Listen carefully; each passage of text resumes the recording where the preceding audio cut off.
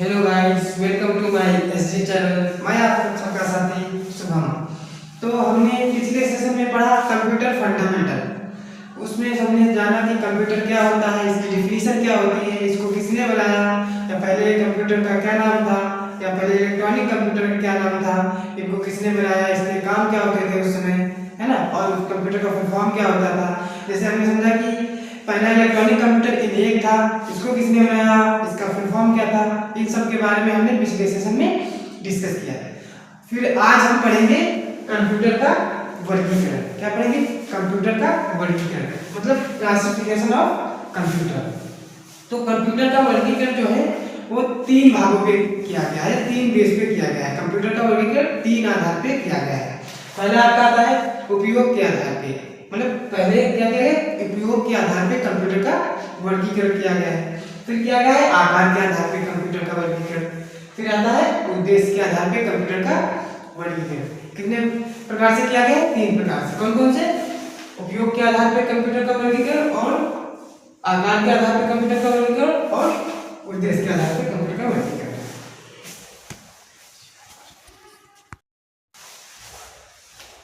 तो हमने क्या समझा? कंप्यूटर का जो वर्गीकरण है तीन आधार पे किया गया है। कितने आधार पे किया गया है? तीन आधार पे। पहला है उपयोग के आधार पे, दूसरा आकार के आधार पे, और तीसरा है उद्देश्य के आधार पे। इन तीनों आधार पे कंप्यूटर का वर्गीकरण किया गया है। अच्छा, फिर उसके बाद हम समझते हैं उपयोग के आधार पे कंप्यूटर हमारे तीन प्रकार के होते हैं। कितने प्रकार के होते हैं? तीन प्रकार के होते हैं। पहला आता है आपका एनालॉग कंप्यूटर। क्या होता है? Analogue computer. एनालॉग कंप्यूटर क्या होता है? हम कह सकते हैं कि वे कंप्यूटर जिनसे हम भौतिक इकाइयों को मापने का कार्य करते हैं, मतलब वे कंप्यूटर जिनके द्वारा हम भौतिक इकाइयों का को मापने का कार्य करते हैं, उसको हम कहते हैं एनालॉग कंप्यूटर। क्या कहते हैं? उसको कहते हैं एनालॉग कंप्यूटर। एनालॉग कंप्यूटर किसको कहते हैं? जिनके द्वारा हम भौतिक इकाइयों को मापने का कार्य करते हैं, उसको हम क्या कहते हैं? एनालॉग कंप्यूटर कहते हैं। सिंपल है ना? फिर उसके बाद आता है आपका डिजिटल कंप्यूटर। क्या आता है? Digital computer. डिजिटल कंप्यूटर क्या होते हैं? डिजिटल कंप्यूटर वे कंप्यूटर होते हैं जिनके द्वारा हम अंकगणिती जो होते हैं, कह सकते हो संख्याओं की गणना करते हैं, या नंबर सिस्टम को या नंबरों को कैलकुलेट कर सकते हैं, जिनके द्वारा हम जोड़ घटाना गुणा भाग है ना, ये सब कर सकते हैं, संख्याओं की गणना कर सकते हैं। उसको हम क्या कहते हैं? डिजिटल कंप्यूटर कहते हैं। तो क्या कह सकते हैं कि डिजिटल कंप्यूटर वे कंप्यूटर होते हैं जिनके द्वारा हम संख्याओं की गणना करते हैं, उसको हम क्या कहते हैं? डिजिटल कंप्यूटर कहते हैं। ठीक है।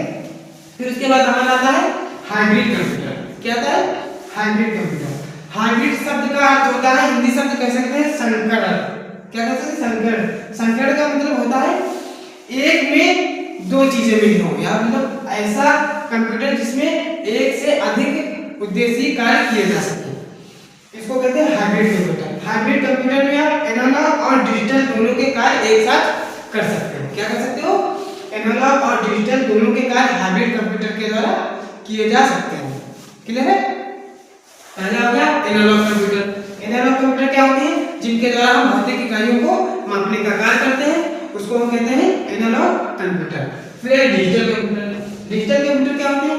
जिनके द्वारा हम अंकगणिती या संख्याओं की गणना करते हैं, अंकों से संबंधित जो होते हैं काम काउंटिंग वाले, उनको हम क्या कहते हैं? जिनके द्वारा होते हैं उसको कहते हैं हम डिजिटल कंप्यूटर। फिर आता है हाइब्रिड कंप्यूटर। क्या होता है? Hybrid computer. हाइब्रिड कंप्यूटर वे कंप्यूटर होते हैं जिसमें एनालॉग और डिजिटल दोनों के कार्य एक साथ किए जा सके। हाइब्रिड कंप्यूटर समझ में आया बच्चों? मतलब एनालॉग कंप्यूटर और डिजिटल कंप्यूटर दोनों के कार्य एक साथ हो सकते हैं, उसको हम क्या कहते हैं? डिजिटल कंप्यूटर कहते हैं। अच्छा, अब इसमें कार्य क्या होता है? एनालॉग कंप्यूटर में हम कह सकते हैं कि भौतिक इकाइयां भी नाप सकते हैं, और अंकगणिती जो होते हैं कैलकुलेशन भी कर सकते हैं, संख्याओं की गणना भी कर सकते हैं, मतलब इसमें दोनों के कार्य एक साथ हम कर सकते हैं।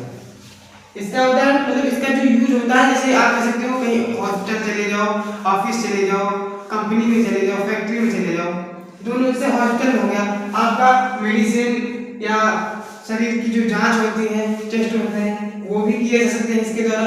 और आपका इधर बिलिंग वाला काम भी होता है, जैसे दवाइयाँ ली हैं, परचेस की हैं, सेल किए हैं, इनका भी कार्य हो सकता है। मतलब कैलकुलेशन वाला भी कार्य हो रहा है, और इधर हमारा भौतिक इकाइयों को मापने का कार्य भी किया जाता है। इसके द्वारा हाइब्रिड कंप्यूटर के द्वारा। मतलब इसमें डिजिटल और एनालॉग दोनों के गुण पाए जाते हैं, जिसको कहते हैं हाइब्रिड कंप्यूटर।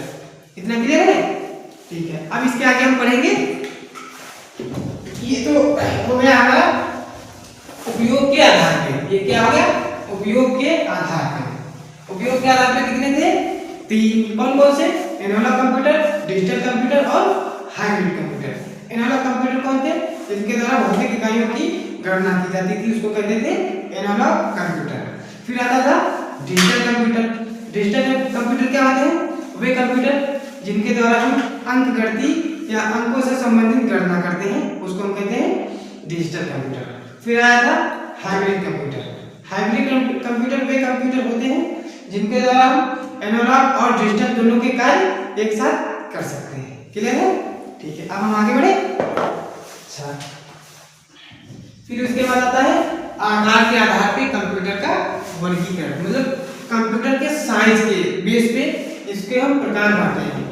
कंप्यूटर के आकार के आधार पे हम कंप्यूटर को 4 भागों में किया गया है। कह सकते हैं 4 प्रकार के कंप्यूटर होते हैं आकार के आधार पर। तो पहला आता है आपका माइक्रो कंप्यूटर। क्या आता है? Micro computer. दूसरा आता है मिनी कंप्यूटर। तीसरा आता है main frame computer. Main frame. चौथा आता है आपका सुपर कंप्यूटर। क्या आता है? Super computer. अब इनको हम समझेंगे कि ये क्या है। आकार के आधार पे हमारे 4 कंप्यूटर होंगे। कौन कितने होंगे? 4। कौन कौन से? पहला है माइक्रो कंप्यूटर, दूसरा है मिनी कंप्यूटर और तीसरा है मेन फ्रेम कंप्यूटर, चौथा है सुपर कंप्यूटर।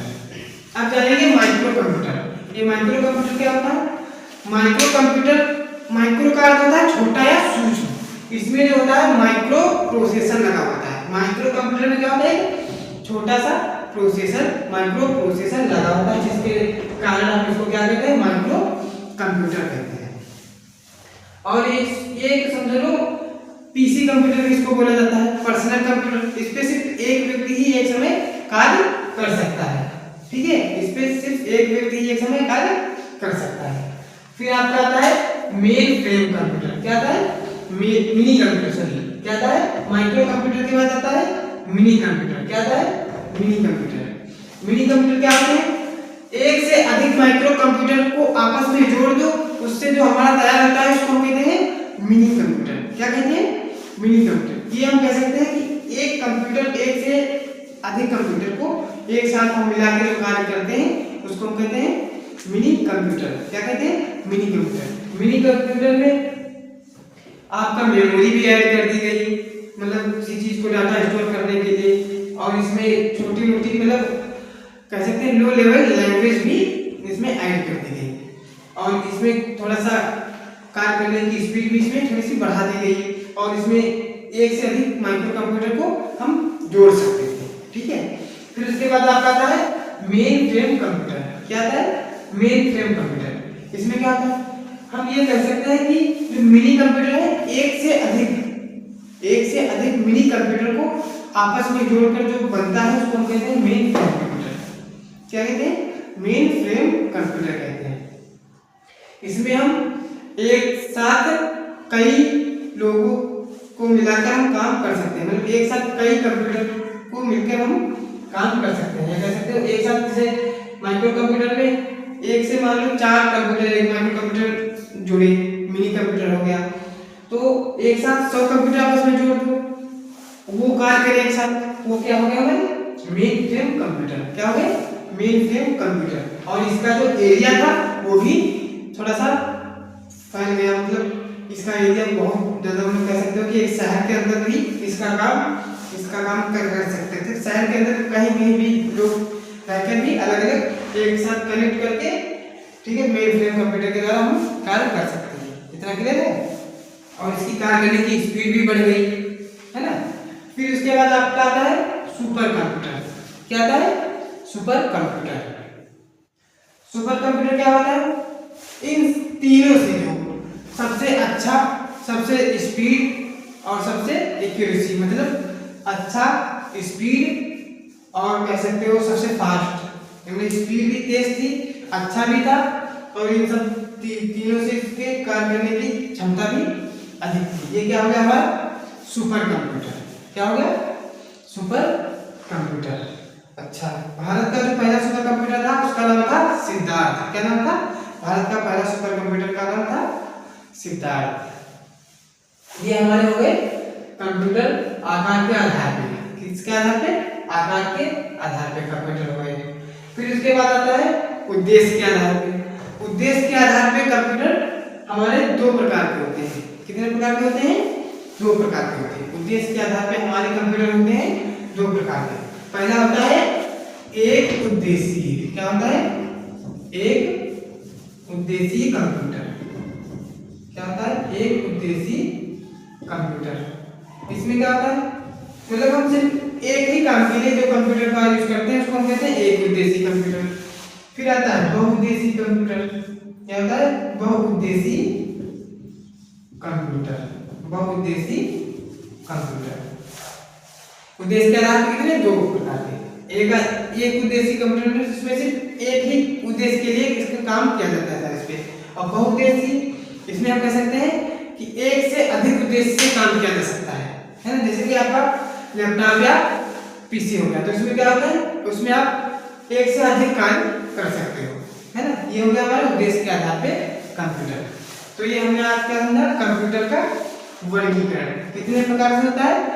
तीन आधार पे। उपयोग के आधार पे, आकार के आधार पे और उद्देश्य के आधार पे। उपयोग के आधार पे आपके होते हैं तीन, एनालॉग, डिजिटल और हाइब्रिड। फिर आता है आकार के आधार पे चार होते हैं, माइक्रो कंप्यूटर, मिनी कंप्यूटर और मेन फ्रेम कंप्यूटर और सुपर कंप्यूटर। फिर है उद्देश्य के आधार पे एक उद्देशीय कंप्यूटर या बहुउद्देशीय कंप्यूटर। ठीक है, क्लियर है? आज के लिए इतना है, मिलते हैं अगली क्लास में। तो उम्मीद करते हैं कि हमारा ये चैप्टर या सेशन समझ में आया होगा, एंजॉय किया होगा। आपको कैसा लगा आप लोग कमेंट में बताएं और जो आपको इसमें कमी लग रही हो उसको बताएं ताकि हम अपने आप में सुधार कर सकें। ठीक है, तब तक के लिए आप अपना ख्याल रखें।